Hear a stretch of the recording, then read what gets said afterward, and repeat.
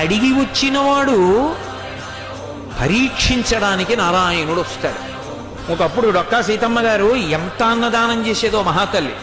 ఓ బ్రాహ్మణుడు వచ్చాడు, కూర్చోబెట్టి అన్నం పెడుతోంది. ఆయన అన్నాడు, నాకు పెళ్ళి అవ్వలేదు, ఇన్నాళ్లకు పెళ్లి కూతురు ఒప్పుకుంది చేసుకుంటానని, కానీ బంగారు ఆభరణం ఏదైనా పెట్టమంది, ఏదైనా ఆభరణం ఇస్తే అన్నం తింటా, లేకపోతే తిన్నన్నాడు. అప్పటికే అన్నదానానికి ఆవిడ ఒంటి మీద నగలన్నీ వెళ్ళిపోయి ఒక్క కంటి ఉంది. ఆవిడ భర్త వంక చూసి కంటి ఇచ్చేస్తానంది. ఆయన పక్కకి రమ్మనన్నాడు, అన్నీ అయిపోయాయే, ఆ కంటె ఒకటే ఉంది. ధూర్త బ్రాహ్మణుడు అన్నం పెడితే బంగారం అడుగుతున్నాడు, ఇవ్వకు, తినకపోతే పోతాడన్నాడు. తప్పు.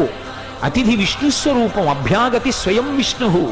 కాబట్టి ఆయనకి అన్నం పెట్టినప్పుడు బంగారం ఇచ్చేస్తాను. ఏమవుతుంది, పెళ్లి చేసుకుంటాడు, మంచిదేగా. కంటె ఒంటి మీద ఉంటే ఏమవుతుంది, శాశ్వతమా? పుణ్యం శాశ్వతం, ఇస్తానంది, నీ ఇష్టం ఈ అన్నాడు. కంటె తీసి ఇచ్చింది. ఆ కంటె తీసుకెళ్లి అరిటా కింద పెట్టి ఆయన అన్నం తినేశాడు సంతోషంగా. ఉత్తరాపోసనం పట్టాడు, చేయగడుక్కోవడానికి బయటికి వెళ్ళాడు. ఊరంతా కలిపి ఎంత ఉంటుంది ఆ గన్నవరం. కాబట్టి ఆ బంగారు కంటె కనపడింది ఆకెత్తుతుంటే సీతమ్మ గారికి. అయ్యో వెర్రి బ్రాహ్మడు కంటె మరిచిపోయాడని పరిగెత్తుకెళ్ళారు పిలుద్దామని. కనపడలేదు. భర్తని పిలిచి వెతకమన్నారు, ఎక్కడా కనపడలేదు.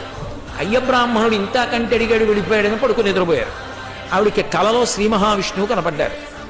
సీతమ్మ, ఇంతమందికి అన్నం పెడుతున్నావే, ఒక్కసారి నీ చేతి అన్నం తినాలనిపించిందమ్మా, బ్రాహ్మణ రూపంలో వచ్చాను. అభ్యాగతిని కదూ పరీక్షించాలని కంటె అడిగాను, ఇచ్చేశావమ్మా. చాలు తల్లి, మురిసిపోయాను. నీ ఒంటి మీద నగలైపోయాయని బెంగ పెట్టుకుంటున్నావా? ఇంతకింత బంగారం నేను ఇస్తాలే అమ్మా అన్నాడు. ఆవిడ లేచి భర్తకి చెప్పింది కళ. ఎప్పుడు దున్నే పొలమే. ఆయన పొలానికి వెళ్ళారు. సాయంకాలం వచ్చేసే ముందు ఏదో గొప్పు తవ్వుతున్నారు. కంగుల శబ్దం వచ్చింది. కొంచెం మట్టి తీసి చూశారు. ప్రదోష వేళ బిందె కనపడింది. ఉత్తరీయంలో మూట కట్టి ఇంటికి తీసుకొచ్చి మూత విప్పి చూశారు. బిందె నిండా బంగారు కాసులు. అంత ఐశ్వర్యం ఇచ్చేశారు శ్రీ మహావిష్ణువు.